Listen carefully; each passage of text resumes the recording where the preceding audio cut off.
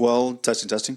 We're going to go ahead and get started. I am going to use the microphone because everything's being recorded, so we can share it onto our YouTube later on for everyone who was not able to make it tonight.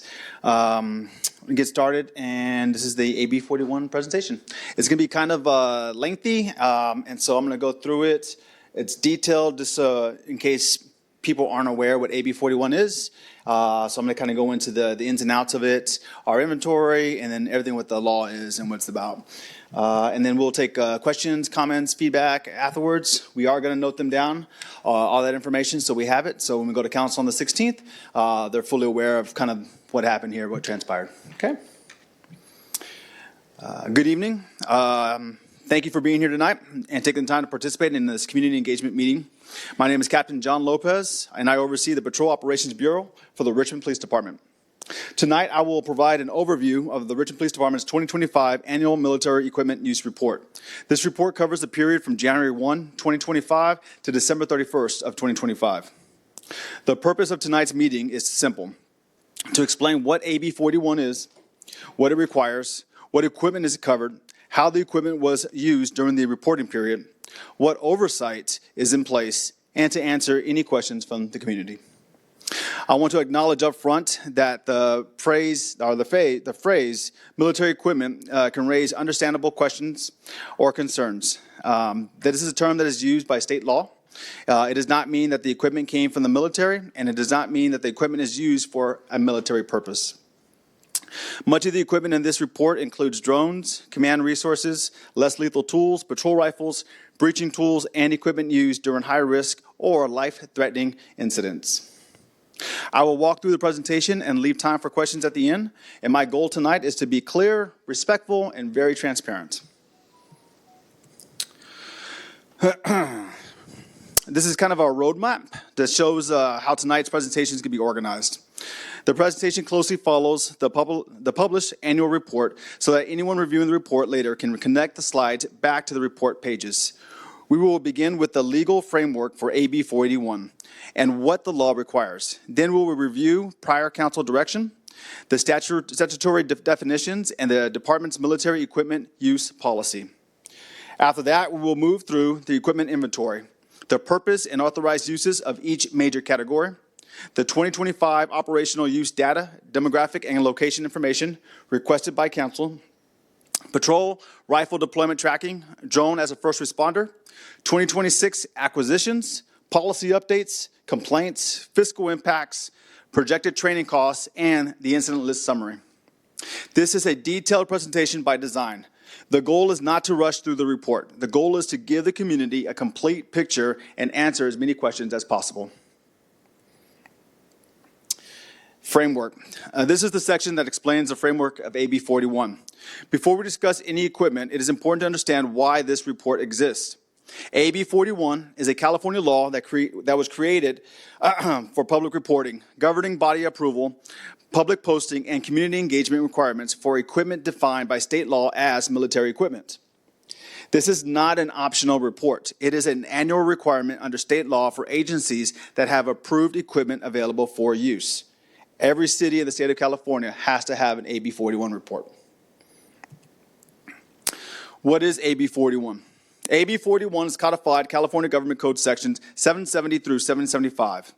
The law is focused on transparency, public awareness, and local oversight. It requires law enforcement agencies to obtain approval from the governing body before funding, acquiring, using, or continuing to use equipment that falls within statutory definition of military equipment. For Richmond, the governing body is the Richmond City Council. Again, the phrase military equipment is a legal term. It does not mean that the equipment came from the military or that it was used for military purposes. The statutory definition includes a wide range of public safety equipment such as drones, robots, command vehicles, breaching equipment, patrol rifles, diversionary devices, chemical agents, 40mm launchers, less lethal shotguns, and related munitions. The law also requires a written policy that explains how the equipment may be used, who can use it, what training is required, what legal rules apply, how the equipment is tracked, and how the public can submit questions or complaints. Richmond's military use Richmond's military equipment use policy is Policy Manual Section 707, and it was approved and adopted by the City Council in 2022. What AB481 requires. This slide summarizes the major annual obligations under AB481. First, City Council must review and approve the department's continued use of covered equipment. Second, the department must maintain a publicly available written policy. That policy must identify the equipment, the authorized uses, the fiscal impact, legal and procedural rules, training requirements, oversight mechanisms, and complaint procedures. Third, the department must prepare an annual report, which we have. The report must include how each type of equipment was used, the purpose of the use, complaints or concerns, internal audit information, policy violations, annual costs, funding sources, quantities possessed, and quantities sought for the next year. Fourth, the policy and report must be publicly posted. Fifth, the police department must hold a well-publicized and conveniently located community engagement meeting within 30 days after the report is publicly released. Finally, the City Council conducts the annual review and determines whether authorization should be continued, be amended, or be revoked. Annual report content. This slide shows the core reporting areas covered in the 2025 annual report. The report includes the equipment inventory by type and model, how equipment was used, why it was used, complaints and concerns, audit and compliance information, costs, training, oversight, policy updates, public engagement, and the council-directed location and demographic information. The reporting period is January 1, 2025 through December 31st of 2025. One point I want to emphasize is that this report is not just an inventory list. It is intended to explain the purpose, the controls, the training, the accountability surrounding all of the equipment the police department has. Public release and review timeline.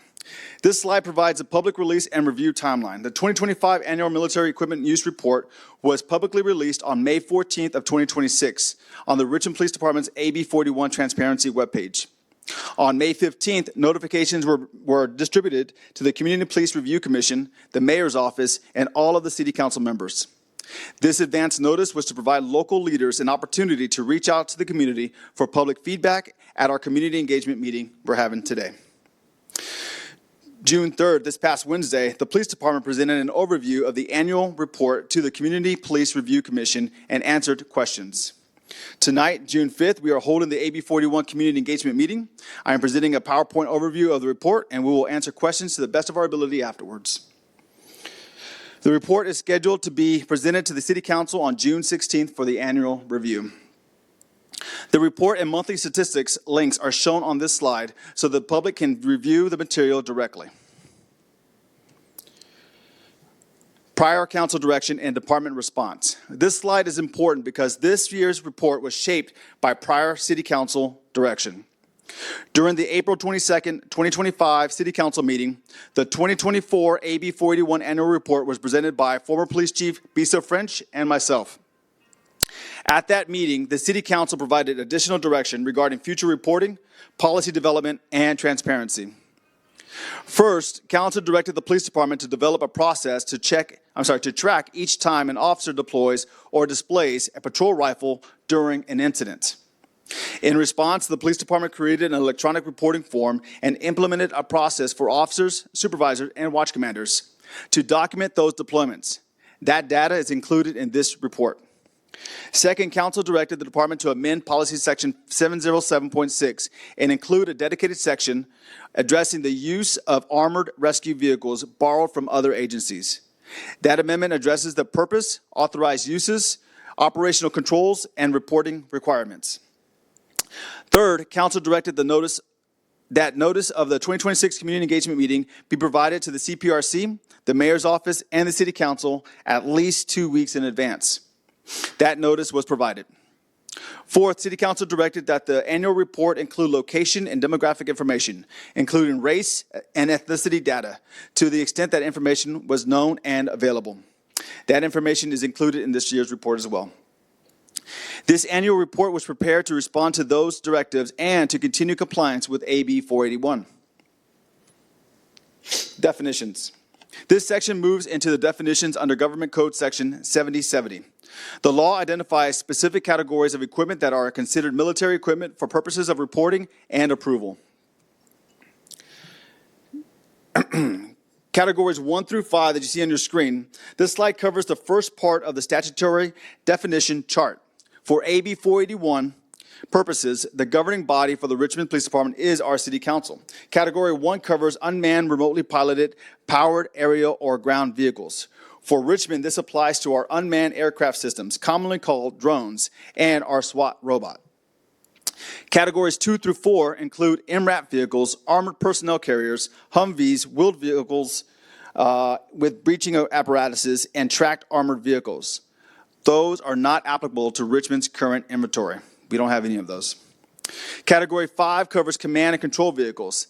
That applies to the department's mobile command vehicle that we do have. Definitions, categories 6 through 11. This slide continues the statutory categories. Category 6 covers weaponized aircraft, vehicles, or vessels or vehicles. That is not applicable to the Richmond current inventory. We do not have any of those in our inventory. Category 7 covers battering rams, slugs, and breaching apparatuses that are explosive in nature. This applies only if the department possesses or uses breaching rounds or explosive breaching tools covered by the statute. Categories 8 and 9 cover firearms and ammunition of 50 caliber or greater. Those are not applicable to Richmond's current inventory. Category 10 covers specialized firearms and ammunition of less than 50 caliber, including certain assault weapons, except standard issue service weapons and ammunition. This applies to our agency. This applies to the department patrol rifles. Category 11 covers any firearm or accessory designed to launch explosive projectiles. That is not applicable to the Richmond's current inventory. Categories 12 through 15. This slide finishes the definition section. Category 12 covers flashbangs, explosive breaching tools, tear gas, and pepper balls, excluding standard issue handheld pepper spray. This category applies to the department's diversionary devices, chemical agents, and related systems. Category 13 covers equipment like taser shockwave, microwave weapons, water cannons, and long-range acoustic devices. Those are not applicable to Richmond's current inventory. We do not have any of those. Category 14 covers projectile launch platforms and associated munitions, including 40mm launchers, beanbag shotguns, and specialty impact weapons, or munitions. This category applies to Richmond's 40mm launchers, less lethal shotguns, and specialty impact munitions. Category 15 covers any other equipment determined by the governing body or state agency to require additional oversight. That is not currently applicable to the Richmond Police Department. The key point is that the report identifies which statutory categories actually apply to Richmond's current inventory and operational needs. Some background. AB 481 was enacted by California legislature in 2021 and became effective on January 1 of 2022. The law was adopted to increase transparency, public awareness, and local oversight. For local law enforcement agencies, AB 41 requires governing body review and approval of a military equipment use policy before an agency may seek funds for, acquire, use, or continue using covered equipment. The law also requires annual reporting, public availability of policy and annual report, and annual review by the governing body. In Richmond, City Council approved the department's military equipment use policy by an ordinance of 12.22 NS on October 19, 2022. On April 22, 2025, City Council adopted Resolution 4825, approving the department's annual AB 41 item by unanimous vote. This 2025 report is submitted as part of the department's continuing obligation to provide transparency, accountability, and legally compliant and annual review. Our military equipment use policy. This slide summarizes the key elements of Policy Manual Section 707, the Military Equipment Use Policy. The policy must describe each type of equipment, including quantity, capabilities, expected lifespan, and manufacturer description. It must explain the purpose and authorized uses for each equipment type, the fiscal impact, the legal and procedural rules governing each authorized use, and the training required before a member is authorized to use the equipment. It also identifies compliance mechanisms and public inquiry and complaint procedures. In practical terms, the policy is the rule book for how the department may possess, use, report, and account equipment identified as military equipment. Military equipment use policy oversight structure. This slide explains the oversight structure built into the policy. Policy section 707 designates an AB481 coordinator, requires an annual inventory review, requires annual reporting to City Council, and requires public posting of the annual report on the department website. It also requires a community engagement meeting following release of the annual report. The policy further provides for referral of complaints to the Community Police Review Commission as the independent oversight body. The purpose is to make sure that the equipment is not only tracked internally, but also reported publicly and reviewed through the city's oversight process. Equipment inventory by type. This next section begins the equipment inventory portion of the report. The inventory identifies equipment maintained by the Richmond Police Department as of December 31st of 2025. We will go through the inventory by major category and then discuss the purpose and authorized uses in more detail. Equipment inventory by type, how to read this section. This slide explains how to read the inventory section.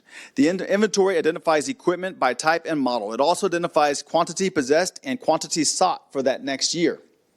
Some categories are consumable.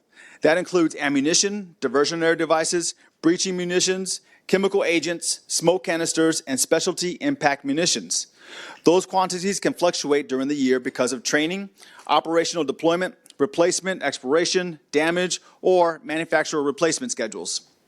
The listed quantities reflect the department's ending inventory for the reporting period. Overall, the inventory includes 15 drones, 1 tactical robot, 1 mobile command center, 4 breaching shotguns, 325 breaching rounds, 82 rifles, rifle ammunition, 120 diversionary devices, 700 chemical agents or related units, 40 millimeter launchers and munitions, less lethal shotgun and rounds, chemical shotguns, and FN 303 launchers. Unmanned aerial systems. This slide lists the department's unmanned aerial system. The department reported 15 UAS units. The report does not seek additional UAS units for the next year in this inventory table. These systems support patrol, SWAT, crime scene documentation, disaster response, search and rescue, and drone as a first responder operation when authorized. Inventory. So this is our robot and command center and breaching tools. This slide covers the tactical robot, mobile command center, breaching shotgun, and breaching munitions. The Richmond Police Department has 1 recon robotics tactical robot and is seeking 1 additional unit. The department has 1 EVI Spartan mobile command center and is not seeking another one. The department has 4 Remington 870 police Magnum breaching shotguns. The department also maintains a teaser breaching munitions with quantities sought for the next year. These tools support remote assessment, incident command, and safe tactical entry during high-risk operations. Rifles and rifle ammunition. This slide lists rifles and rifle ammunition. The police department has 82 rifles in the inventory. The report identifies 10 Colt M4 carbines sought for the next year. For ammunition, the report identifies 50,000 rounds of 223 ammunition and 5,000 rounds of 308 ammunition. Diversionary devices and chemical agents. This slide lists diversionary devices and chemical agents. The department reports 120 Defense Technology Model 8933 diversionary devices with anticipated for the next year. Replenishment anticipated for the next year. The chemical agent inventory includes CS gas canisters, OC vapor, smoke, 40 millimeter liquid ferret rounds, 40 millimeter direct impact OC rounds, and pepperball live projectiles. The report identifies a total of 700 chemical agents, smoke, and pepperball units. These items are not general use tools. They are specialized tools governed by policy, authorization requirements, and training. Their use is limited to specific high-risk or legally authorized circumstances. 40 millimeter less lethal chemical shotguns, and FN 303. This slide covers 40 millimeter launchers, less lethal shotguns, chemical shotguns, and FN 303 launchers. The department has 3 pin arms, 40 millimeter multi-launchers, and 7 pin arms, 40 millimeter single shot launchers. The department has 140 millimeter exact impact sponge rounds and 50 40 millimeter exact impact marking rounds. The 2 federal laboratories 37 millimeter launchers are decommissioned. The department has 17 less lethal Remington 870 shotguns, 500 beanbag rounds, 2 chemical shotguns, and 4 FN 303 less lethal launchers. These platforms are designed to provide less lethal or chemical delivery options in limited circumstances and only by trained personnel. Summary of the military equipment. We now move from the inventory into the summary of each equipment category. This section is more than a list. It explains the purpose, authorized uses, fiscal impacts, legal rules, training, and controls for the equipment. This is important because AB481 does not simply ask whether equipment exists. It asks how it is governed, why it is used, and what accountability is attached to it. UAS drones. The department owns 15 unmanned aerial systems with an approximate lifespan of 3 to 5 years. UASs are unmanned aerial capable of directed flight and supporting imaging, recording, or other public safety functions. Their purpose is to support first responders during hazardous or complex incidents where an aerial perspective can improve safety and decision-making. Authorized uses include search and rescue, barricaded suspects, high-risk tactical operations, disaster response, crime scene documentation, and authorized drone as a first responder operations. Only authorized operators who have completed required training may operate a UAS. Flights are subject to department policy, applicable laws, FAA regulations, civil rights considerations, and privacy protection. The department uses digital flight tracking to document flight activity, mission details, and operator accountability.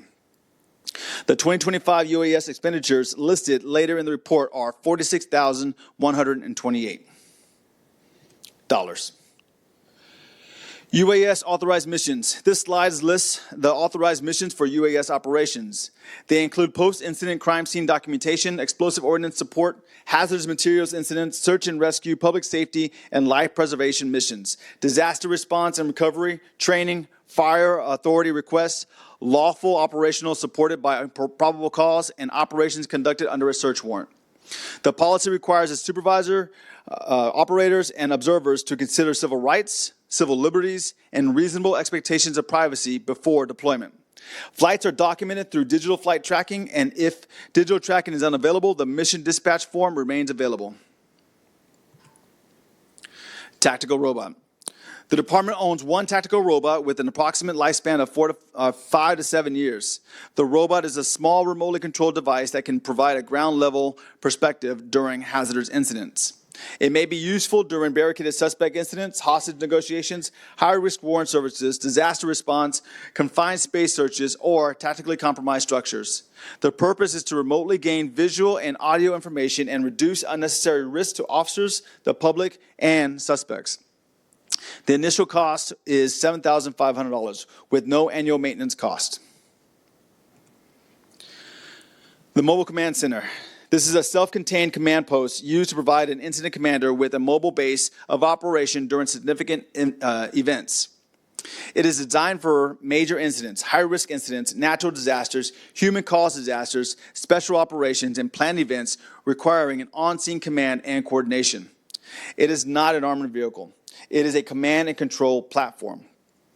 Its purpose is to support communications, coordination, resource management, and field incident command during complex operations.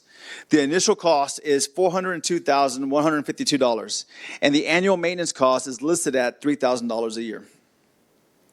Drivers must have the appropriate California Class B license with air brake endorsement and complete required vehicle and systems training.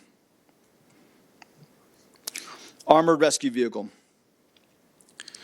This slide is important because Richmond Police Department does not currently own or maintain an armored rescue vehicle. In limited circumstances, the Richmond Police Department may request armored vehicle support through mutual aid or operational assistance from an outside agency. Those situations may include high-risk SWAT operations, barricaded suspects, hostage situations, rescue operations, active shooter incidents, evacuations, or other incidents where ballistic protection is necessary to enhance officer and public safety. Any armor carrier used in support of Richmond Police Department operations is operated by the assisting agency's trained personnel, and that agency's military equipment use policy applies. There is no ownership or maintenance cost to Richmond for this mutual aid support. The distinction is important. The report discusses mutual aid support, but Richmond does not currently own an armored rescue vehicle. The department has 4 breaching shotguns and 325 breaching rounds. These are Remington 870 breaching shotguns and Teaser breaching rounds.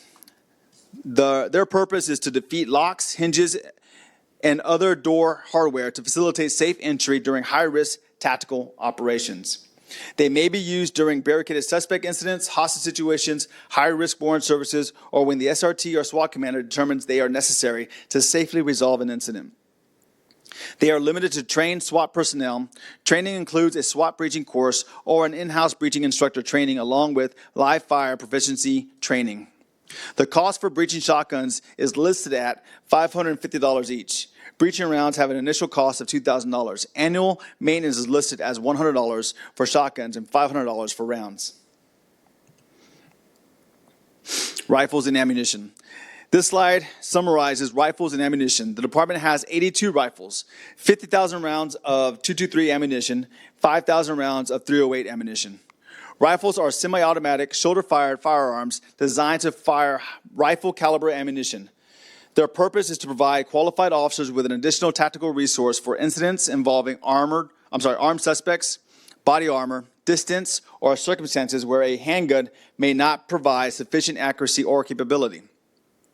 Only ammunition meeting department specifications approved by the Chief of Police and issued by the department may be used in law enforcement operations. Authorized deployment circumstances. This slide explains when a rifle may be deployed. Authorized circumstances include an objectively reasonable anticipation of an armed encounter, a situation requiring accurate and effective fire at extended distances, a need to meet or exceed a suspect's firepower, a barricaded suspect or hostage situation, a belief that a suspect may be wearing body armor, supervisor authorization or request, or the need to euthanize an animal.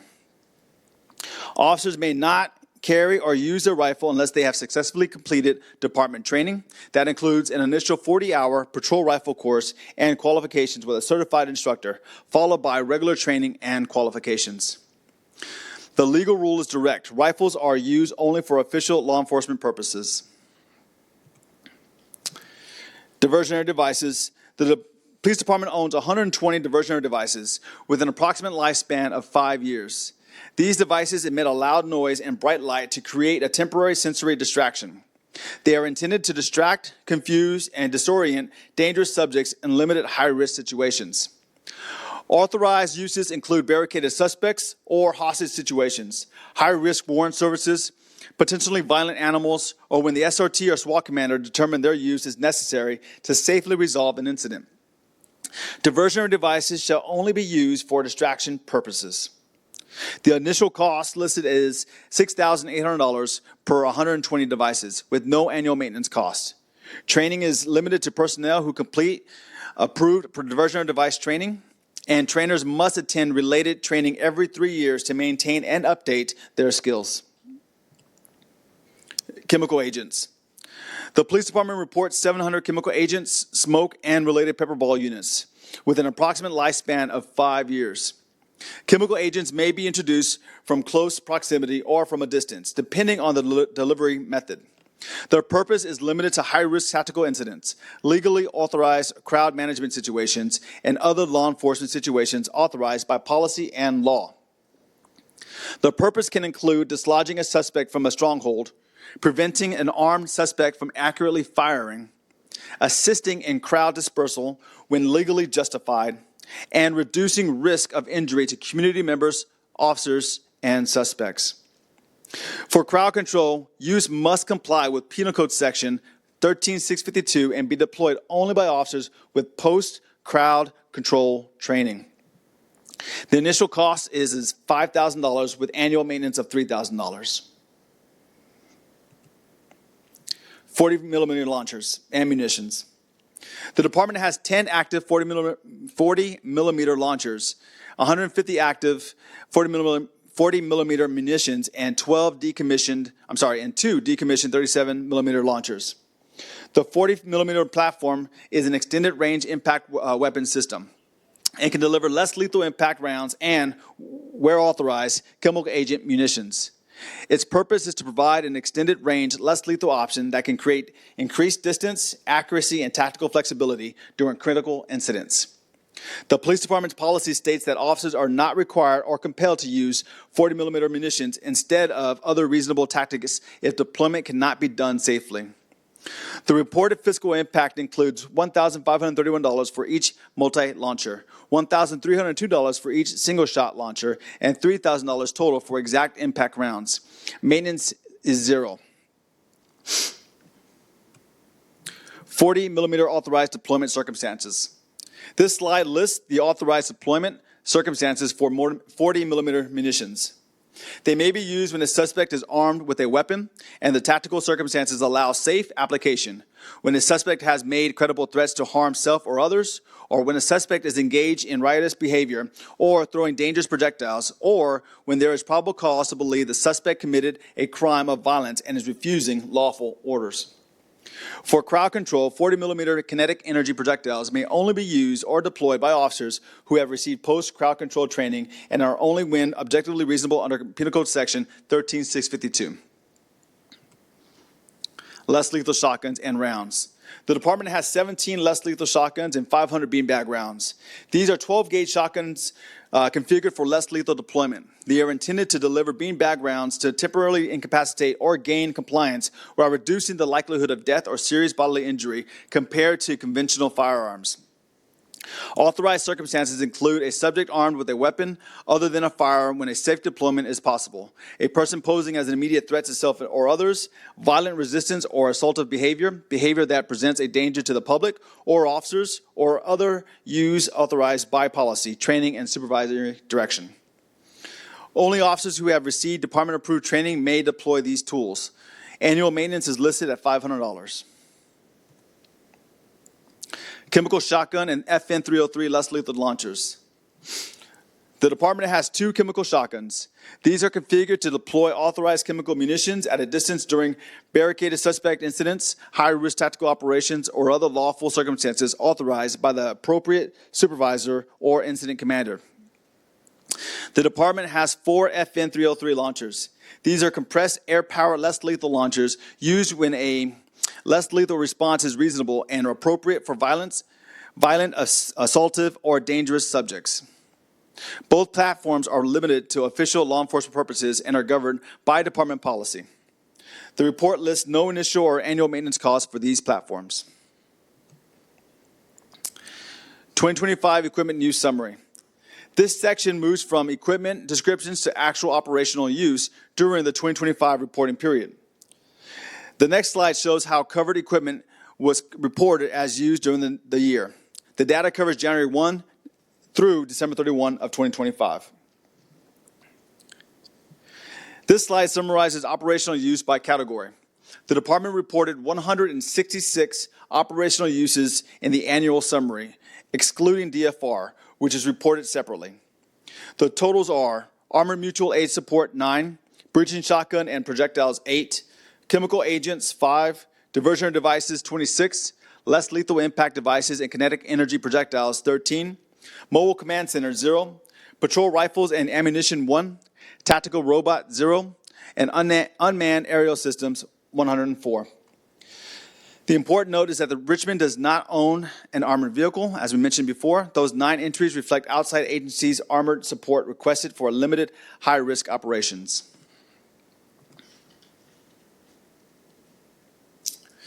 (2025) Military Equipment Use Summary Table. This slide shows the monthly breakdown from the report. The purpose of this table is to provide a transparent month-by-month account of reported operational deployments by equipment category. May had the highest number of reported uses in this table with 35. April had 27, September had 20, and January had 18. UAS was the most frequently used category in the non-DFR equipment summary with 104 deployments.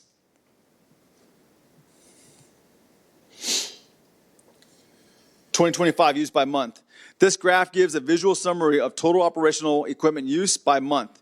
It is based on the page 34 table in the annual report. The graph helps show that reported equipment use was not evenly distributed across the year. Some months had higher activity based on the incidents, operations, and deployments. It is important not to overread the graph. A higher month does not automatically mean a policy issue. It means the department reported more operational deployments of covered equipment during that month. 2025 military equipment use by type. This graph shows reported use by equipment type. UAS deployments make up the largest portion of reported non-DFR equipment use. Diversionary devices, less lethal and kinetic tools, armored mutual aid support, breaching tools, and chemical agents are reported separately.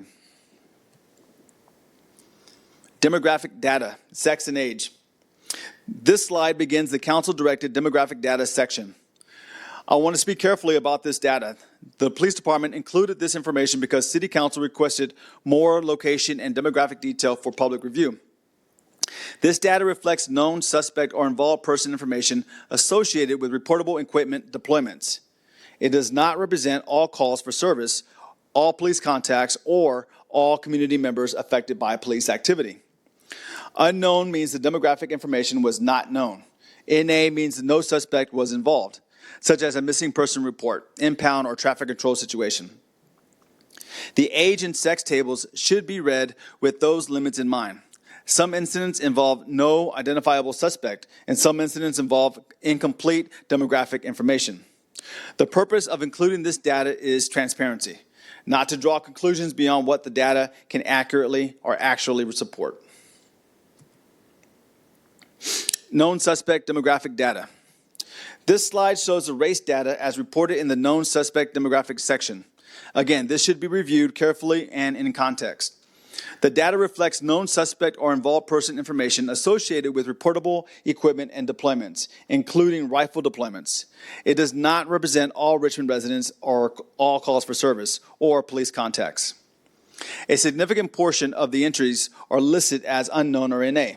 That matters because some deployments do not involve an identifiable suspect, and in some cases, demographic information is not available.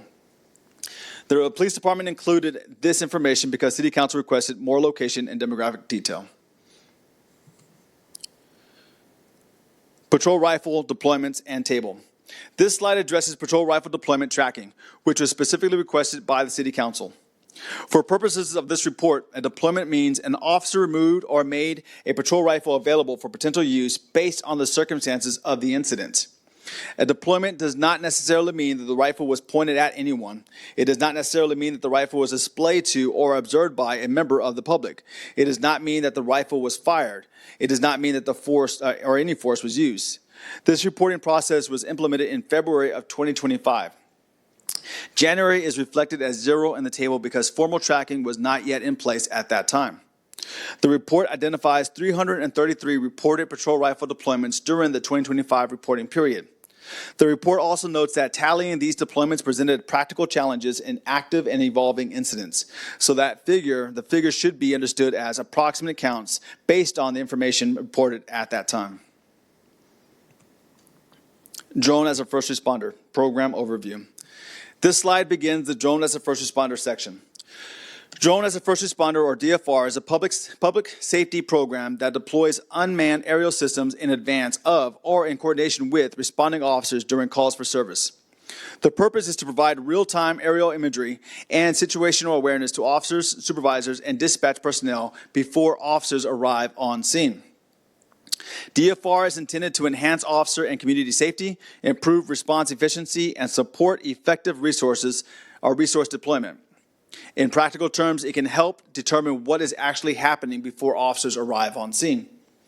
It may confirm that a suspect is present, that a victim needs assistance, that a scene is clear, or that a call requires a different level of response. This slide explains the kinds of incidents where DFR may be useful. DFR may be used for crimes in progress or just or just occurred. Suspicious persons or vehicles, reports of people with weapons, perimeter searches for suspects or missing persons, large gatherings or public disturbances, injury, traffic collisions, roadway hazards, and other volatile or rapidly evolving circumstances. The DFR program was expanded as part of a flock group contract amendment approved by City Council on January 21st of 2025. Although the contract amendment was approved in January, operational deployment did not begin immediately. Equipment acquisition, system setup, implementation, and training had to occur first. That is why no DFR deployments are reflected from January through April of 2025. DFR deployment totals are separate from the broader UAS inventory and other drone-related missions. And this is the DFR deployment table. This slide shows DFR deployments during the 2025 reporting period. There were 766 DFR deployments reported in 2025. The table shows that deployments began in May with 25, June had 213, July had 240, August had 153, September had 49, October had 47, November had 9, and December had 30. These 766 DFR deployments are separate from the 104 non-DFR UAS deployments reported in the General Military Equipment Use Summary. The reason for reporting them separately is that DFR is a distinct operational program and is also tied to a public-facing transparency platform. Acquisitions and policy updates. This section covers anticipated 2026 acquisitions and policy updates. The annual report is required to identify quantities possessed and quantities sought for the next year. It also explains planned replenishment or evaluations of future needs. This section includes consumable equipment replenishment, continued evaluation of an armored rescue vehicle capability, and policy updates related to armored rescue vehicles from other jurisdictions and UAS operations. Acquisitions for 2026. This slide explains general acquisitions for 2026. Some purchases can be anticipated, but unplanned replacements may be necessary when equipment is damaged beyond repair, reaches the end of the service life, or is no longer operationally reliable.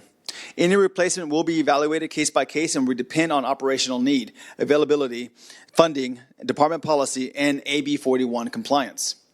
Consumable military equipment can fluctuate throughout the year. That includes ammunition, chemical agents, impact munitions, less lethal rounds, breaching munitions, and diversionary devices. Future acquisitions are expected to replenish previously approved quantities and remain subject to department policy and AB 41 requirements. Armored rescue vehicle evaluation. This slide addresses the department's intent to continue evaluating dedicated armored rescue capabilities. For 2026, the department anticipates continuing to evaluate the need for access to an armored rescue vehicle for critical incidents and high-risk tactical operations.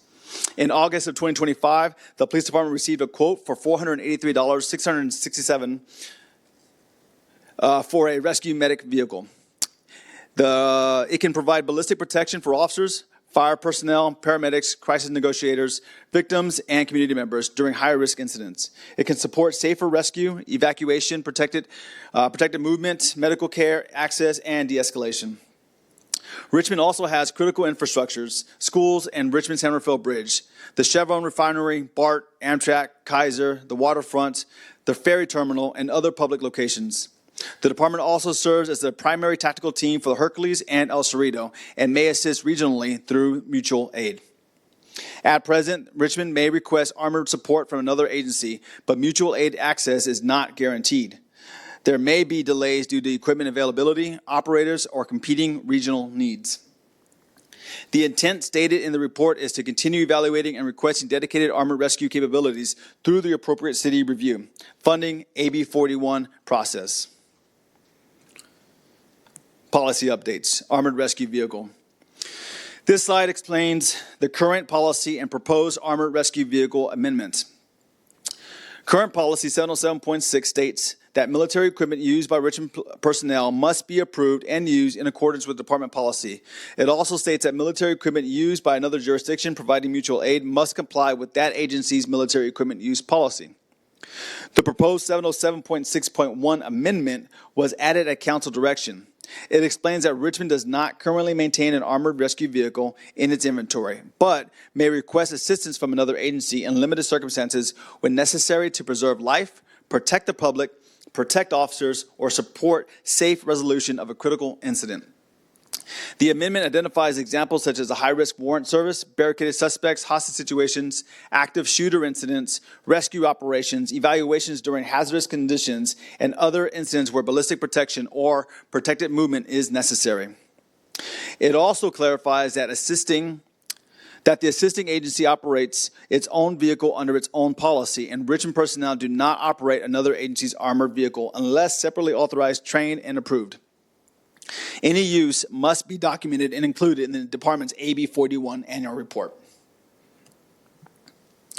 UAS policy revision, PM section 607. This slide summarizes the UAS policy revision. The revision to policy manual section 607 is intended to better reflect the department's current UAS program, including drone as a first responder operations, updated practices, privacy protections, and AB481 tracking requirements. The policy states that UAS may be used to enhance the agency's mission of protecting lives and property when other means or resources are unavailable or less effective. It also states that UAS use must comply with constitutional protections, privacy rights, and FAA regulation. The privacy section is important. Absent a warrant or exigent circumstances, operators and observers shall not intentionally record or transmit images of any location where a person would have reasonable expectation of privacy. Operators and observers must take reasonable precautions to avoid inadvertently recording areas where there is reasonable expectation of privacy. The policy prohibits random surveillance, harassment, intimidation, discrimination, personal business, and weaponization. Evidence videos is retained according to the established records retention schedule. Complaints, fiscal impact, and projected costs. This next section covers what's in the annual report from pages 45 through 49. It includes complaints and concerns, the notable incident, fiscal impacts, and projected training-related costs. Summary of complaints and concerns. The department is committed to responding to complaints, concerns, and questions in a timely manner. During the 2025 reporting period, there were 0 formal complaints related to military equipment. The department also reported 0 identified policy violations related to the deployment or use of military equipment. Members of the public can submit questions and complaints or concerns by email at ab41@richmondpd.net, by phone at 510-620-6675, or by mail to the Richmond Police Department at 1701 Regalia Boulevard, Richmond, California, 94801. This process remains available to the community beyond tonight's meeting. Notable incident. This slide summarizes a notable incident from the report, and I will address it respectfully. On August 4th, 2025, Richmond Police Communications received a 911 call regarding an armed subject inside of a residence, reportedly threatening to kill people. The reporting party indicated the person was armed with at least 1 knife, and officers were later updated that the individual had armed himself with a second edged weapon. Officers approached, announced their presence, and were confronted by an individual armed with at least 1 knife. 2 officers discharged their firearms, and an officer-involved shooting occurred. The individual died at the scene. The Contra Costa law enforcement involved fatal protocol was invoked, and the Contra Costa District Attorney's Office responded to investigate. The report identifies that a patrol rifle carbine, which is categorized as military equipment under AB 41, was deployed and used during this incident. This section is included because AB 41 requires reporting on the use of covered equipment. Fiscal impact. This slide shows military equipment-related expenditures from January 1 through December 31 of 2025. The department is budgeted for 147 sworn personnel and 71 professional staff members. The fiscal impact table identifies acquisitions and replacement costs during the reporting period. The grand total listed is $405,425. Major categories include UAS at $46,128, drone as a first responder at $299,454, rifles at $9,698, rifle ammunition at $24,841, diversionary devices at $9,054, and chemical agents at 16,247. Several approved categories had no equipment-related expenditures during the reporting period. Key cost drivers. This slide summarizes the main cost drivers. The largest expenditures in 2025 was drone as a first responder at $299,454. UAS expenditures were $46,128. Rifle ammunition was $24,841. Chemical agents were $16,247. Diversionary devices were $9,054, and rifles were $698. These expenditures include the acquisitions of new equipment and replacement of consumable military equipment. Where it applied, the report identifies annual maintenance and replacement costs. Estimated projected costs for 2026. This slide covers projected training and personnel-related costs. The report explains that specialized equipment requires proper training, supervision, qualifications, and policy compliance. The SWAT team training estimate is $546,163. That is based on approximately 26 members when fully staffed, including officers, sergeants, lieutenants, each training approximately 240 hours per year. The patrol rifle program estimate is $53,498. That includes 40-hour patrol rifle course and an annual in-service rifle training and qualifications. The sniper team training estimate is $96,837. That is based on approximately 9 members when fully staffed, each training approximately 120 hours per year. The DFR cost shown here is $81,685 for one officer assigned to the DFR program full-time from May 2025 through November 7th of 2025 to support the startup, implementation, coordination, and readiness. The less lethal impact munitions instructor school costs $3,418. These estimates reflect the department's responsibility to ensure that specialized tools are used lawfully, judiciously, and only by properly trained personnel. Incident list and location summary. This slide summarizes the incident list and location summary found on pages 49 through 58 of the report. At City Council's direction, the report includes an incident log identifying the offense, general location, and available demographic information associated with certain military equipment deployments. The incident list is intended to provide additional transparency about the nature of calls and the general circumstances where equipment was deployed. Locations are intentionally listed as general block locations or intersections, not precise addresses. This balances transparency with investigative integrity, safety, and privacy for the victims, witnesses, juveniles, and sensitive tactical information. Not every incident resulted in a known or identifiable suspect, as mentioned earlier. Some entries contain unknown or unavailable demographic information. The incident list should be read as a transparency and reporting tool, not as a complete demographic accounting of every person associated with every deployment. This list includes all incidents where equipment was used, excluding DFR, which was reported separately. This slide brings the presentation back to the larger purpose of the report. AB481 is about transparency, oversight, and public accountability. The Richmond Police Department's position is that first responders need appropriate tools, equipment, and training to protect community and safely resolve high-risk incidents. At the same time, the department recognizes that the public has a right to understand what equipment exists, why it exists, how it is used, what it costs, what policies control it, and how concerns can be raised. Law enforcement is a partnership between the police and the community. The Richmond Police Department remains committed to working with Richmond's diverse community to help solve problems, address root causes of crime, and improve our quality of life here in Richmond. The final slide provides links and contact information. The AB481 webpage includes the report and related information. The monthly incident summary logs are also available online. Questions, complaints, or concerns can be submitted by email, phone, or mail, as mentioned before. And I want to thank everyone for attending tonight and for engaging in this process. I recognize that this has been a long report. My mouth got dry a couple times, but we will leave this open to questions now, and I'll be available to answer anything that you might have. My team is here as well. Again, this is Lieutenant Patchen and Captain Bichon as well, and they'll be helping me out. And if someone wants to step to the podium and ask some questions, I will seek their help as well for answering some of these questions, if I may. Thank you.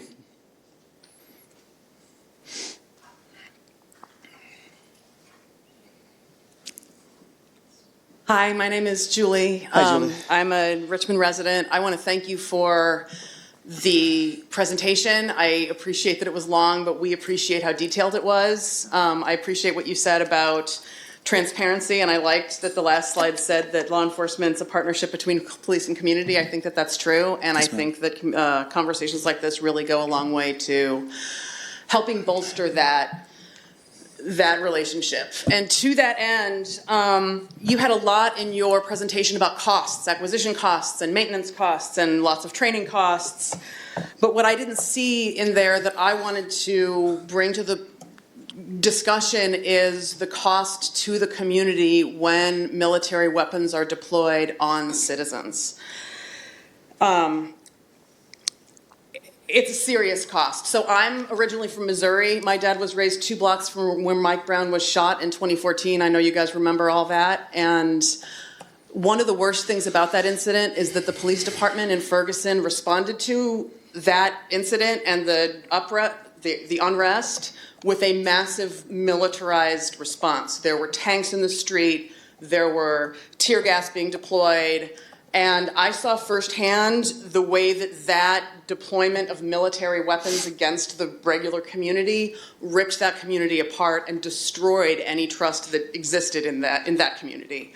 So I was pleased to see we don't have armored carriers. I was concerned. I was not pleased to see that you guys are seeking them. But I just want, when we're talking about this conversation, there is a real cost to the trust with the community and law enforcement when we start to see military weapons in our communities. It's scary. It's scary to the average person. And I want to make sure that that cost is part of things. I had a separate question, and then I'll let other people talk, about patrol rifles, because I saw that you were talking about when they're allowed to be used, and the first one was whenever you think that the suspect might be armed, or at least that's how I understood it, which sort of seems like every time you guys go out there in the world. So when you talked about the Angel Montoya case and talked about a patrol rifle being used, I genuinely didn't understand in that context why a patrol rifle was used, since it was close range and someone identified with a knife. So I don't know if you could speak to that directly as well. I can speak to both, actually. So first, thank you. I appreciate the feedback. I think, honestly, and so I'm John. All right, so everyone knows, they call me J-Lo. I know, I was the original, though. But I say that to say this. This is a uniform that we wear. I am proud to serve this community. I grew up in San Paulo. I've worked here all my life. I was an explorer here. And so this is what I know, and this is where I love to serve. I think what sets us apart I pray what sets us apart from the nation is how we police here in Richmond. Not everyone's going to buy into it. Not everyone's going to believe it, but that's okay. But I think we police here a little bit different. This is the Bay Area. We are very progressive in how we police and how we train and how we mentor our officers that come on. We give them a lot of training, and when we onboard, we give them a lot of history of what Richmond is and what the police department has done in the past. And all that is for a reason. And so it's rooted into what we do here. So a long answer, and I'm going to wrap up to your first part of your question about the response. We do take consideration as far as what we are showing the community. We don't want to be a militarized policing agency. Our main focus here is if you don't have to get ready if you stay ready. And we want to be, there's so much stuff going on in the world. Fairfield just had an attack. There's active shooters all the time, school shootings all the time. We don't want to go to a scene and not be prepared. That is the basis of a lot of these tools. We will never have drones that have weapons on them. We won't. We're not going to ever seek drones that have weapons. There's no purpose for that, especially here in our community. Like, we understand that concept. We do decommission other AB481 military equipment just because we don't need them. Like, if there's not needed, we get rid of it. If there's stuff that we think that makes tactical sense, we will seek it. But ultimately, it comes back to the community. AB481 is great in that sense. It comes back to the community. It comes back to the city council. City council has that opportunity now. They get to hear what I get to say. They get to hear what the community get to say. Hopefully we can work together, intertwine, and then go from there. But if community says no, we'll find a way, right? To some degree. There's some stuff also we have to be very mindful, and I'll cut this short, I'm sorry. We have to be mindful too of there are certain tools that we have that are just 100% needed in my expertise. I've been working here for 25 years as a law enforcement. I'm considered an expert on policing now, especially doing all of this stuff. And I don't want to live in a community where the police can't protect me. And then to the second part of your question real quick, I fully understand what you're saying. I'm not going to get into that incident out of respect for the family. But those are just situations where we have policy and we have a lot of review.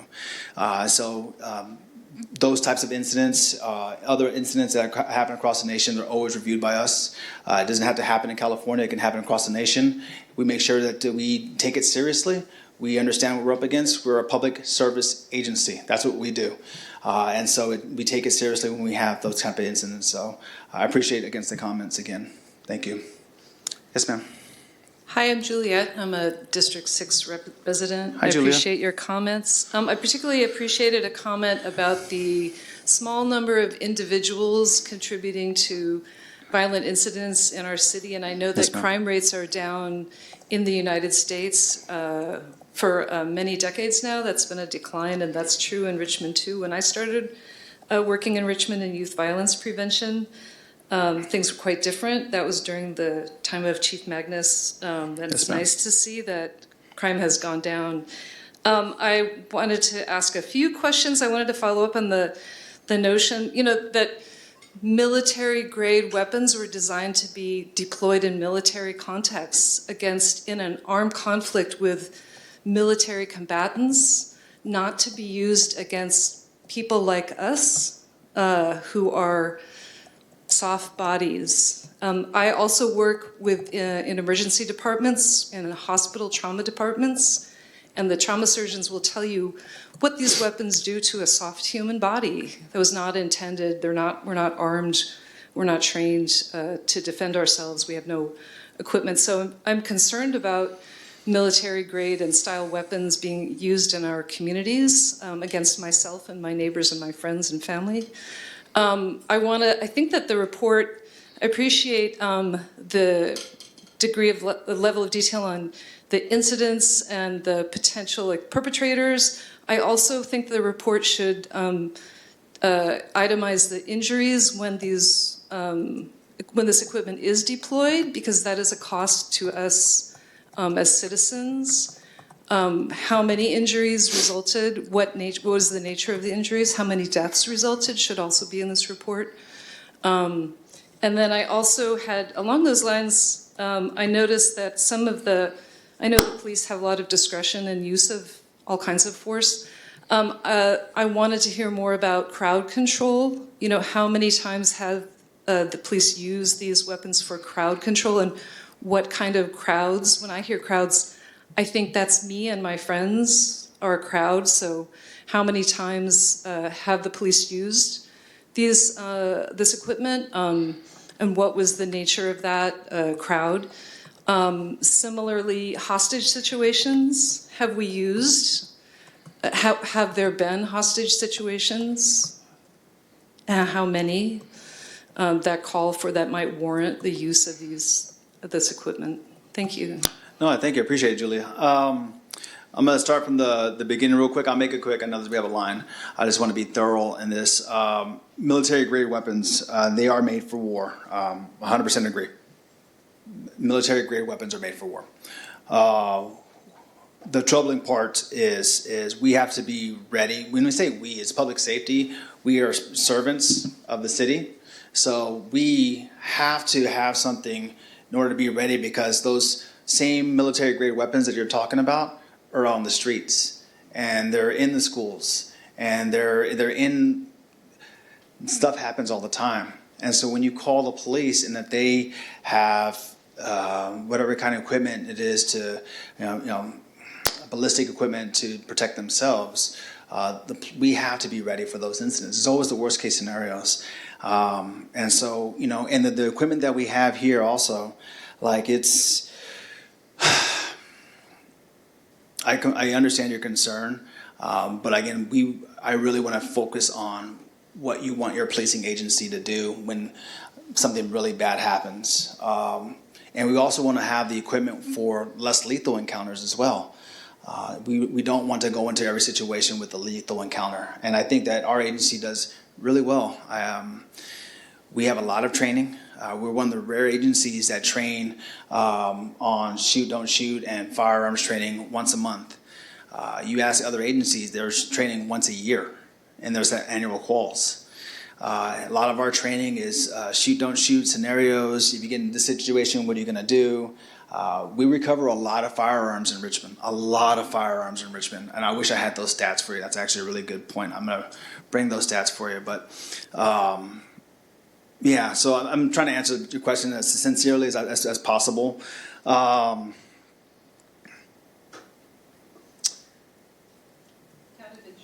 Yeah, so let me get to the crowds. So crowd control, we do really well with crowd control. We have a lot of protests in Richmond, and we don't want to get involved. To be honest with you, we just don't. Like, why? Why do the police agencies need to get involved in a protest, in a peaceful protest? Even if you're, don't tell these guys, even if you're taking over the streets, right? Like, okay, well, let's do the protest, let's get it done, and what's the risk versus reward here for us, right? That's just me being honest. If there's public safety and there's things in mind where we have to now take action, we have legal rights under California law, but we have to follow those laws because those laws are specific to crowd control because bad stuff have happened before in LA and Oakland and other areas. So now we have specific laws that are in place just to protect the community members from that. And we take that seriously as well. And then hostage situations. So we have a SWAT team. Our SWAT team is a part-time SWAT team. It's not a full-time SWAT team. So our officers are going 10-8 on patrol. They also have a collateral assignment, which is they're on the SWAT team. They have to train twice a month to be on the SWAT team in order to stay at that level of where we want them at. I was on the SWAT team for 15 years here in Richmond. It took me 3 tries to get on our SWAT team. I failed the first time, I failed the second time, and I made it the third time.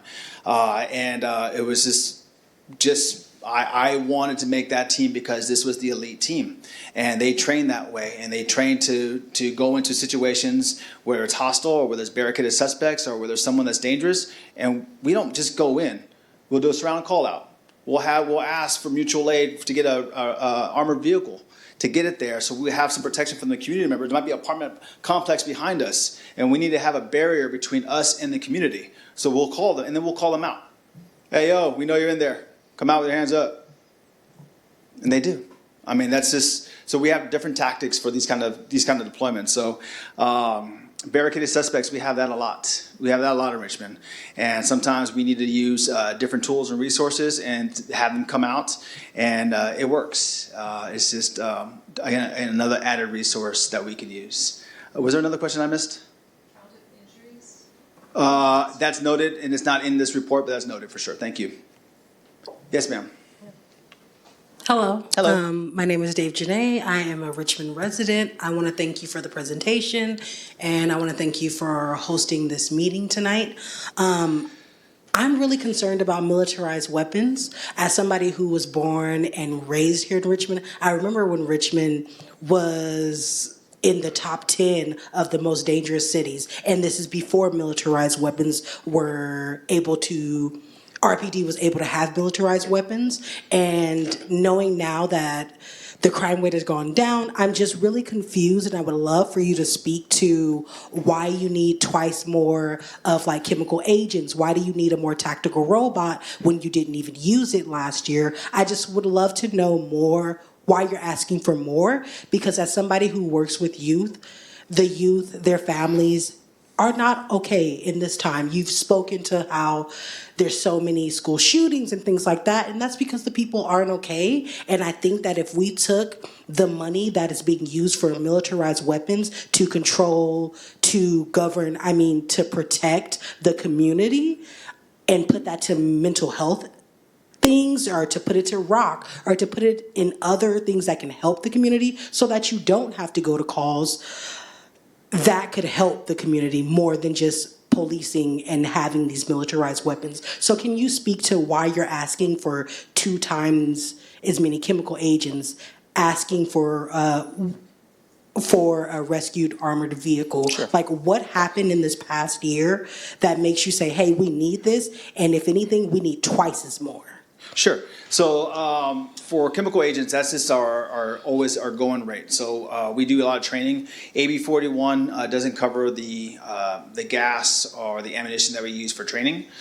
So for training, we got to learn how to use gas. We got to know what kind of gas it is. Our SWAT team members annually walk through a gas house, no mask on. They need to feel what it's like, having snot down their nose and coughing and tears coming out their eyes, have the irritants on their skin. That's all for training and for specific reasons. So a lot of that cost goes into buying more of those equipment that we need for training, and then just to have it in stock in case we need to use it. I'll be very transparent with you. I 100% understand what you're saying when you're coming in from, let's use this money for the kids and for education purposes and the root cause. I get it. I get the root cause. I totally get it. I want to be in a community that's prepared. So and remember, it's a different, you have your perspectives and experience in life, and we have ours, and we come from different planes, and we have to meet here in the middle. And my experiences are, I don't want to be unprepared. I don't want to go to a school or a house or anywhere and my SWAT team is not prepared to handle the incident. I cannot. A failure for us is a death, is a loss of life, a loss of lives. I can't go to bed like that. I can't. That's just my experience as J-Lo in a uniform talking, just because I've seen so much hurt, so much trauma, so many kids who have passed, bloodshed. Like, it's just, I don't want to be unprepared. That's me, that's J-Lo, personally. As a department, and as an agency in the city of Richmond where we work, right, we have to account for all of that. We have to account for what we're asking for. And this is part of it.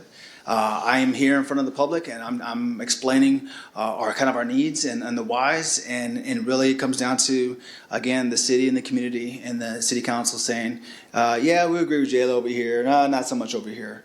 That's something that I gotta move on and keep going.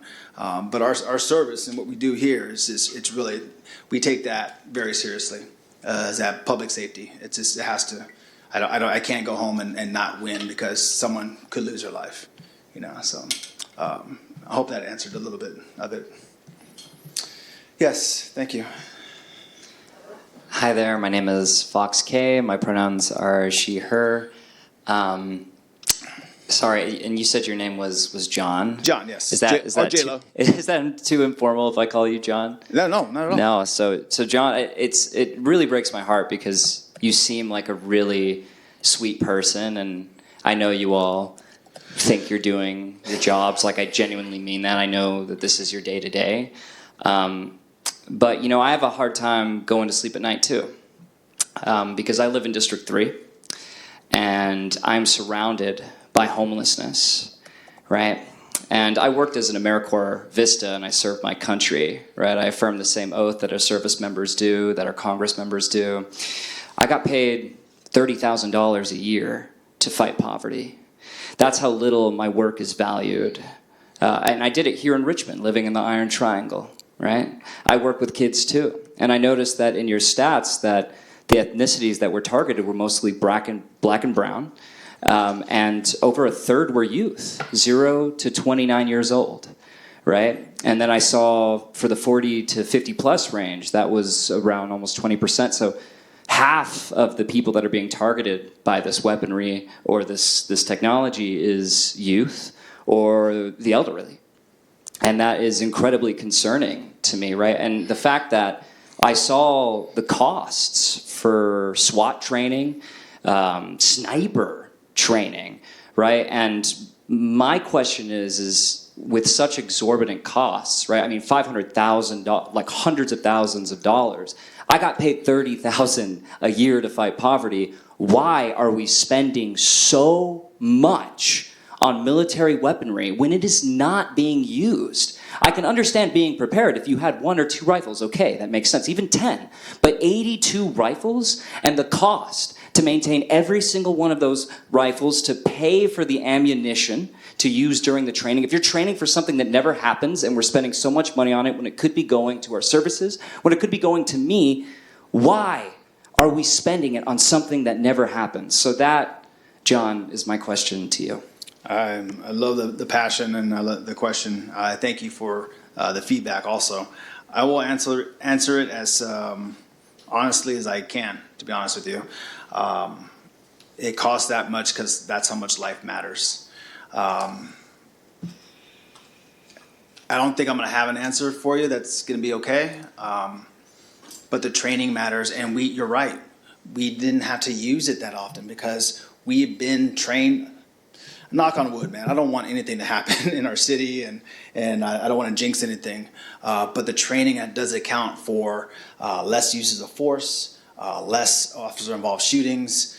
It accounts for all of those things. The training, when I got here in our SWAT team, we would have a search warrant. We'll go into a house, and it was like in the movies. You break the door down, you go in, you're flooding every single room, and it was like wham, bam, and everyone's in handcuffs. Like, we've learned from that. Like, we've evolved from that. And that was the cheaper way of doing it. The more expensive way is having an armored vehicle, having a guy, the whole house surrounded, using other agencies to help, using gas if we have to use gas to get somebody out. Because the old way could cost lives going in that way. So I don't have the clear answer for you in that aspect, just a perspective, really. Hello. Hi there. My name is Malu, and I'm actually a resident of Pinole, but I visit Richmond frequently, and I'm family and friends of Richmond residents here in the Hilltop and downtown as well. Thank you for coming. Yeah. So there are 2 points that I wanted to bring up today. One was that I saw that there are 15 UASs mentioned in the 2025 report, but only 8 in the last report, and I don't see anywhere where these 7 extra UASs were requested. So as far as I see, that is a policy violation that I would like addressed.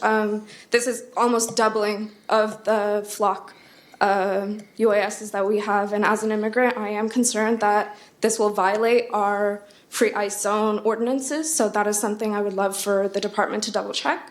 Okay. Another thing is that I want to speak a little bit more to what we are saying around community safety and whether this is something that we truly need as preparedness. Our stats are showing us that this is impacting Black and brown people. Angel Montano was a brown man with a mental illness that was shot as a direct impact of the weapons that we acquired. And I just want it noted that we had 333 deployments of patrol rifles, but only 1 use. And I see that as patrol rifles being used ineffectively to threaten us and then to kill us when we request help. So I would like to see more stats on what racial categories, what age groups, what area of Richmond these deployments are taking place in, and have this noted on the incident log so we can see if people in Richmond that deserve safety as well, that are suffering from homelessness, that are suffering from unemployment, from mental illnesses. This was a vet. That they're being protected too, and they are not being considered threats in Richmond. Thank you very much. I appreciate that, and they are noted. Thank you very much. Hello. Good evening. Excuse me. Good evening. My name is Raymond. Thank you, Captain, for the presentation and and all the information. I also wanted to say something about the new drones because I thought I understood in the presentation that it was saying that they were not the new drones, that they were not approved through the AB481 process, but through the flock renewal. Did I have that right? Correct.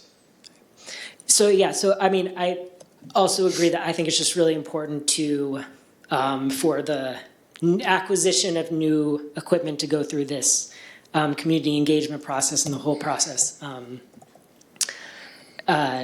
outlined by AB481. My other question / comment, so there's, I hear you saying we want to be prepared for the worst case scenario. The worst case scenario, I mean, that could be like an alien invasion or something. Like, doesn't that principle of just, if that's kind of like your guiding principle through this, then I don't see how there would ever be any real limits on acquiring new military weapons or, the costs associated with them and, all the costs that folks have been talking about. Doesn't that have to be balanced with civil rights, civil liberties, and limitations on state power in our lives? So, thank you. Thank you. Thank you so much for the report. Hello. Appreciate the details. And I just want to say it's really great to see so many young people here and involved in the community. Can you hear me okay? Yes. So my name is Janice Haugan, and I'm a 15-year resident here in Richmond. I'm part of a grassroots effort to stop the use of illegal fireworks for all the reasons that you've heard before: fires, injuries, trauma to pets and people with dementia, autism, PTSD, and especially people with mental illness, particularly anxiety disorders. It's definitely not a victimless crime. Last summer, for the first time, drones were used to cite violators. They also found, I think, something over like $10,000 worth of illegal fireworks and illegal guns. So I'm wondering what the plans are this year for protecting residents, particularly those with mental illness, from the trauma of days and nights of disturbing booms from illegal fireworks. So will drones be used again to issue citations to protect residents who, in particular, for all residents, but in particular residents who suffer from mental illness? And I'm hoping you're going to say yes. So, and I do have more questions, so I'll get in the back of the line again. So we do have a planned operation for the 3rd and 4th. The 3rd is a city operation where they're going to have fireworks over the water. And they have a security detail for that event. We will have extra officers on the streets, just really for traffic control to make sure everyone gets home safely. The 4th of July is notoriously known for illegal fireworks in the city of Richmond. If you guys live in Richmond and drive through at nighttime, the 4th of July, it gets pretty crazy. I work it just about every year. Worked it last year. We had a team of officers that went out, and it's completely overwhelming. It's completely dangerous. Not every part. There's people who are barbecuing and hanging out and enjoying the 4th of July. But we did recover a lot of firearms that night, foot chases, and just there's that small group of people that just don't want to enjoy it like everybody else. And so this year, we're along the same lines. We're really trying to get the message out to the community. We're doing a public service announcement video that's going to be on KCRT, kind of explaining the illegal fireworks. It's not just illegal in Richmond, it's illegal through all of Contra Costa County, and how important that is. Some of our strategy using the DFR to see individuals who are not only just lighting the fireworks, but also storing the fireworks, illegal fireworks, which are extremely dangerous. We recovered over $10,000 worth of fireworks last year, and notably it was individuals who were coming from out of the city and driving in and either selling them or setting them off themselves.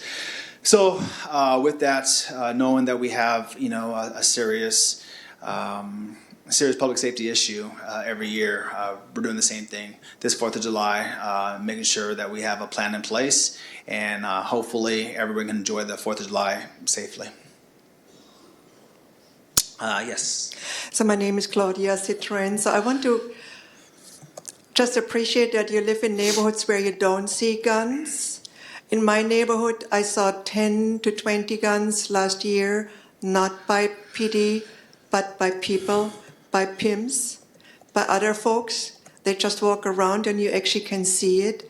Luckily, most of them were arrested. Unfortunately, most of them are in those groups which were listed as majority of incidents. So if you talk about weapons and the impact it has on people, maybe you also consider in your equation the impact it has if you see just 2 houses down, 3 young people, and, just kind of flashing a big automatic rifle with a silencer. And maybe you consider how it is if you hear conversations of young people as they plan killings. Those shootings happened. These are residents who hear them.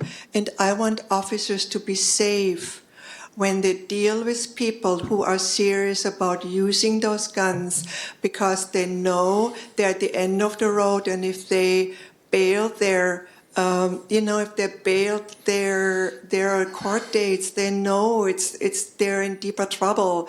So I'm just asking you to, when you have those conversations and this request, think about residents who live in neighborhoods who live with people having guns. I've seen them in pimps opening the trunk, and there's a big automatic weapon in there.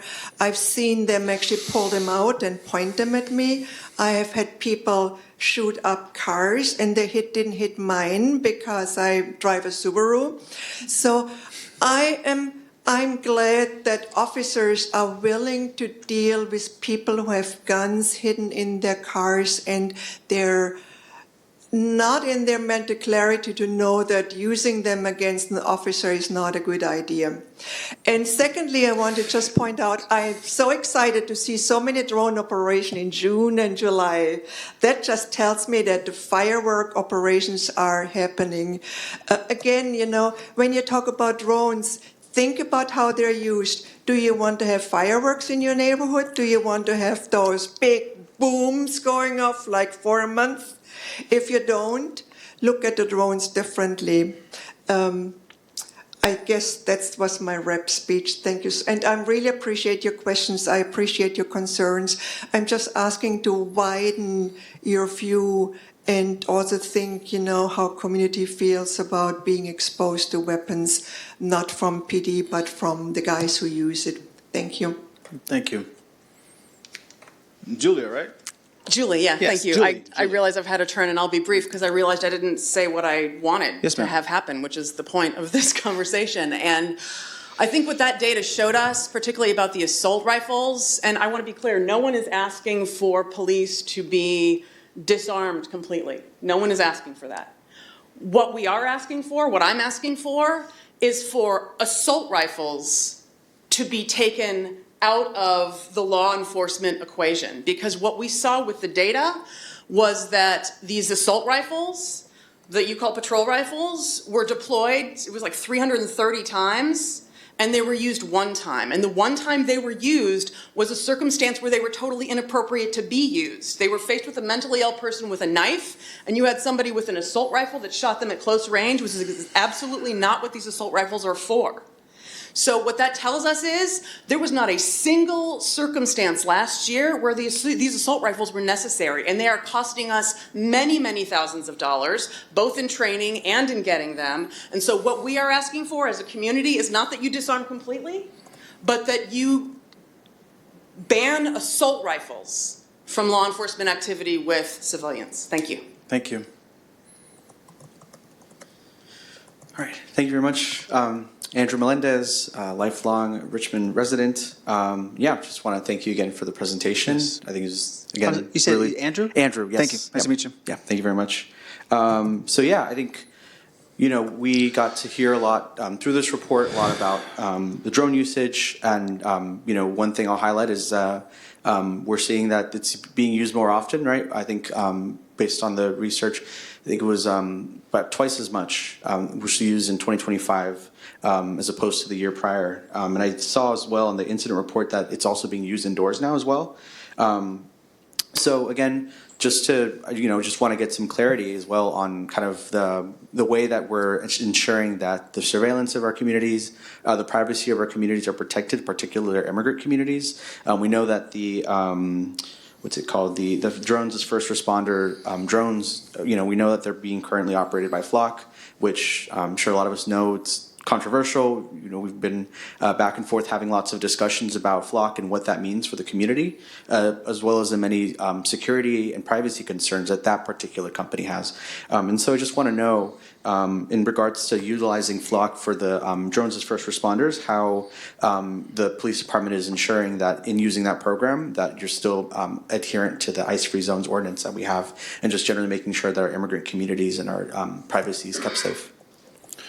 Thank you for the question. And we're going to answer your questions and two more, and then we're going to call it after that.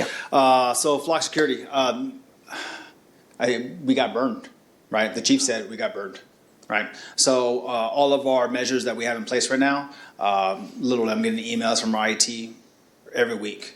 What's going on with Flock, checking the parameters, checking our data, checking the transparency portal pages, conversations with Flock, like we're having them a lot. So we say that because we're not trying to get burned again, just being honest. So we're really diligent right now to making sure that all those avenues, all those barriers are secure, especially for our immigrant community. We go out to Latina Center all the time. I have discussions with our immigrant community a lot. We want people to feel comfortable to call the police if they need help.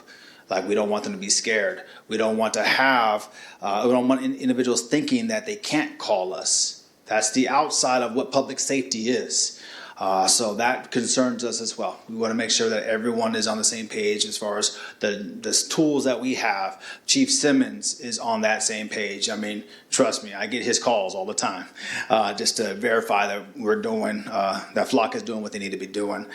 And so it's highlighted, it's very important. I know that our contract, I believe, is going at the end of this year until December. Yes. And then we also have a RFP for other companies as well. So we're looking through that with our IT and our chief of police. So I don't have the answers for you where we're going, but we are being very vigilant about it. Sorry, my mouth is dry right now. Thank you. Thank you.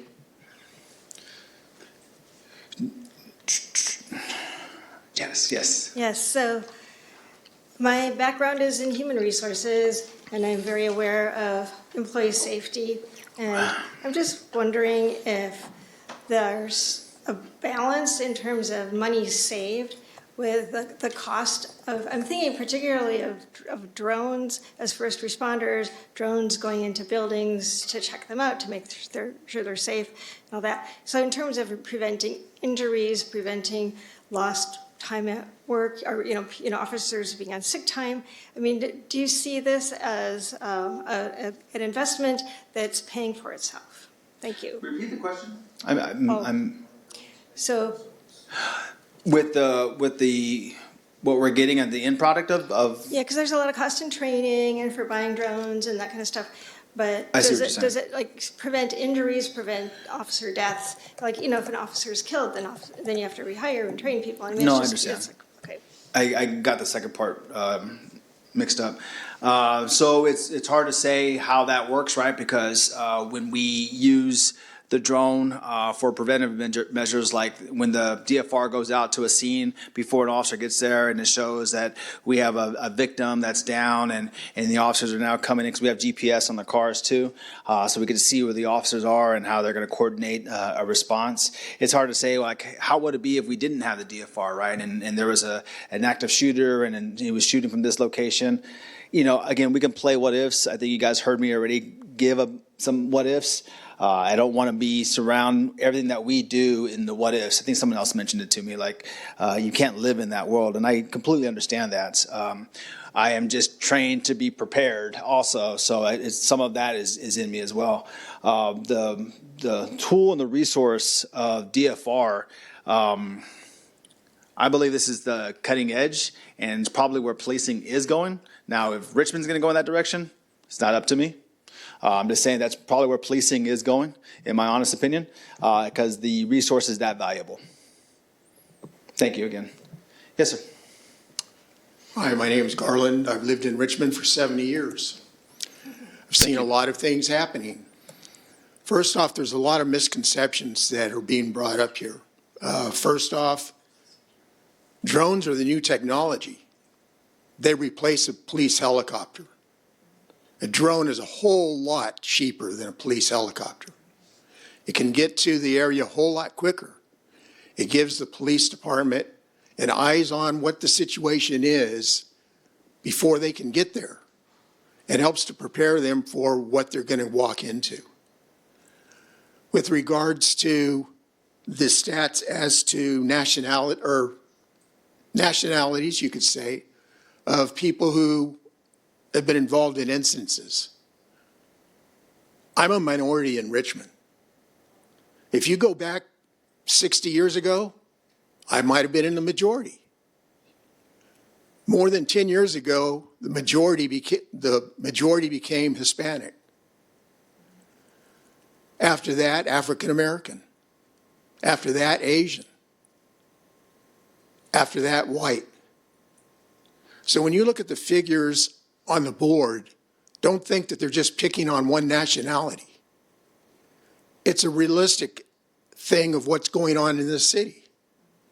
And so you need to consider what they're doing more than who they are, as far as their color. As far as officers responding to incidences,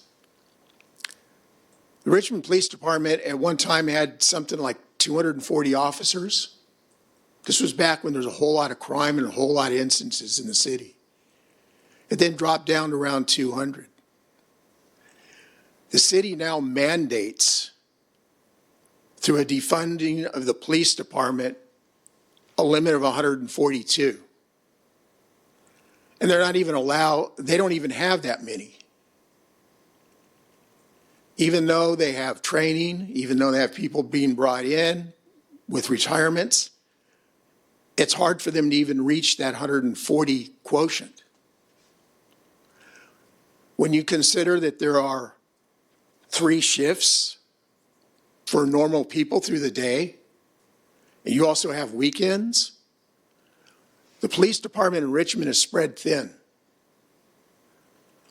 Oftentimes, for an area, there's only 1 officer, maybe 2 if they're lucky, in an area. That means that when they respond to a call, they don't know what they're getting into. They have to be prepared on all levels. They can't wait 10 minutes, 20 minutes, 30 minutes for somebody to bring what you guys are calling an assault weapon. They have to deal with the situation right then. They have to be prepared. The other thing is, a police car does not make a very good shield for a bullet. A bullet will go right through it. The vest that a police officer wears will not completely stop all bullets. They have to have something that they can be able to fight back with. The bad guys have more than what the police have. And it's been that way in Richmond for many, many, many years. And what you're calling an assault weapon is a definition by the state. It's not based upon the caliber of the rifle. It's not based upon what the rifle's used for. It's based upon its looks. If you don't believe me, look at the definition in the state codes. Why are they so popular today? Because that's what's made the most. It became popular for people to buy, and so that's what a lot of people buy. Does it mean that it's more stronger than what the other people have, or if it's in another configuration? No, it doesn't. So when you start to look at what's being called military equipment, it's not really military equipment as what the military uses today. If the military were to use the same equipment that the police department's using now, they would lose. They would not be prepared. The military definition is by the state, and it's done so to discredit what the police department has to use. The other thing, too, we do have people that go to cases where there's mental people involved. But guess what? The police department has to back them up. Because half the time, it's not a situation that this individual can deal with. And unfortunately, a lot of times weapons are involved. The police department does a lot for you in Richmond. Appreciate that there's not as many, that there's just a few instances. Because there was a time when their murder rate was over 70.